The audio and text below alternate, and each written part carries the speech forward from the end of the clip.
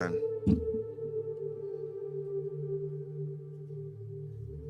Einstein made a statement.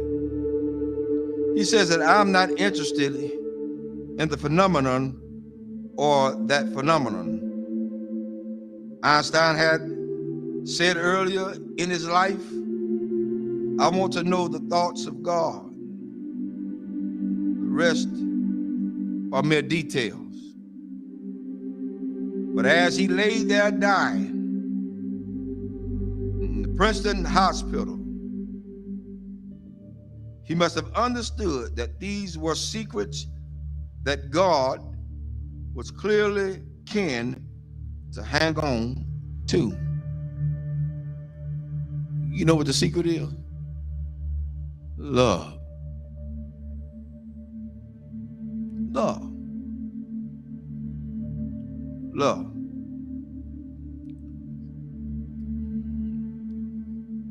I'm going to share something tonight with everybody, and hopefully it'll hit close to home. To understand the mind of God is to understand the power of love. God is love. 1 John 4:8 says that God is love. Without love, there would be no forgiveness. Without love, there would be no structure. Without love, there would be no mercy. Without love, there would be no kindness. Without love, everything else would go completely out the window. I learned this week. Took some people to let me know that I was still hurting. And I'm gonna let everybody know tonight. This is my reality. Not to slight anybody. A lot of things that I know I hadn't always done right, hadn't been right. But I had an incident this week to wake me up real good. At certain points, we can give our children what we didn't have so much until we forget about teaching them structure. This week, I learned at some point you won't be respected. And that's for everybody. You're not going to be respected because they feel the way they feel. They're emotionalized. They're emotional creatures. Therefore, they don't know. But I did the one thing I thought that I would never do. Turn and walk. That's where I was. But I found out that I had a whole halo of hurt that I'd never been released from.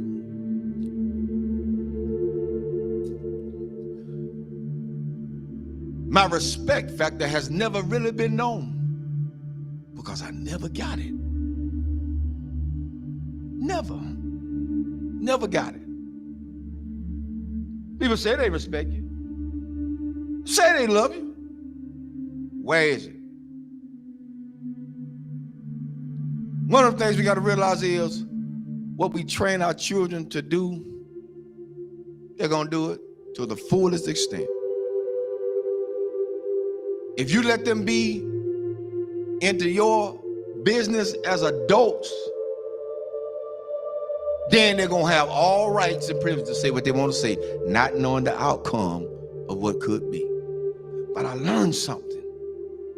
Even though I went through all that hurt and I'm still hurt, that's all right. I don't mind it. I'm going to go through this thing.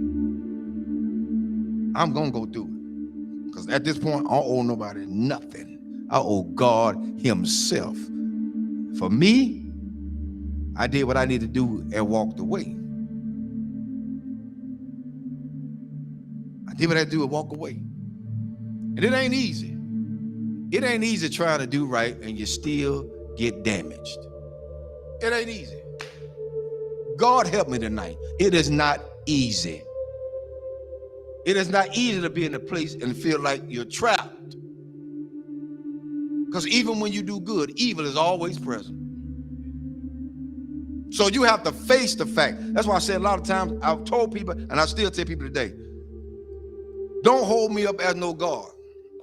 Because I'm going to fall. And I'm going to make you fall. Don't hold me as no God. I'm gonna make some decisions that folk just is not gonna like. I'm gonna turn over some chairs and some tables that people are not gonna even be able to imagine that whoa, the Reverend did that. Oh, yes, because I'm human.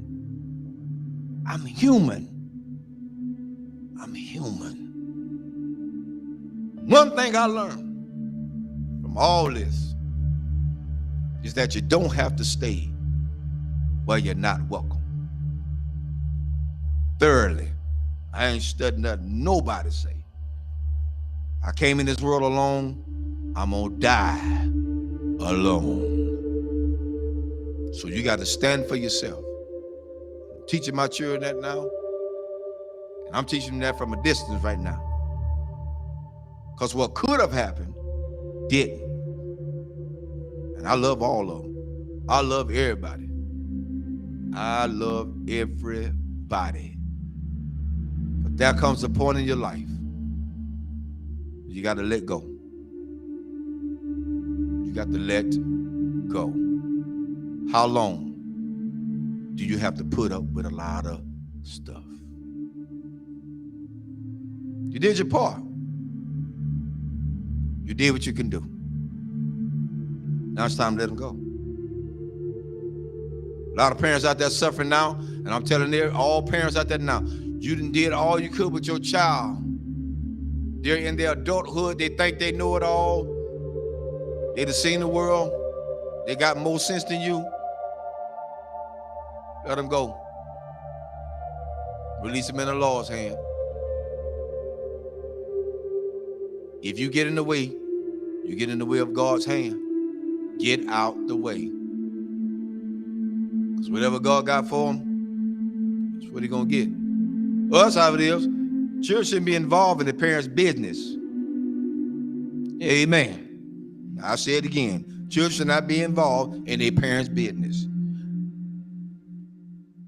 Whatever go on between those two, that's their problem. Not the children. But the children are affected by it. But guess what? It's up to those parents to sit the children down and talk to them together, not apart. Together. Together. You want to stop a whole lot of confusion? Talk about it together. You don't want to break down the communication? Talk about it together. At this point for me going forward, that's what we're going to do. And if they can't do that,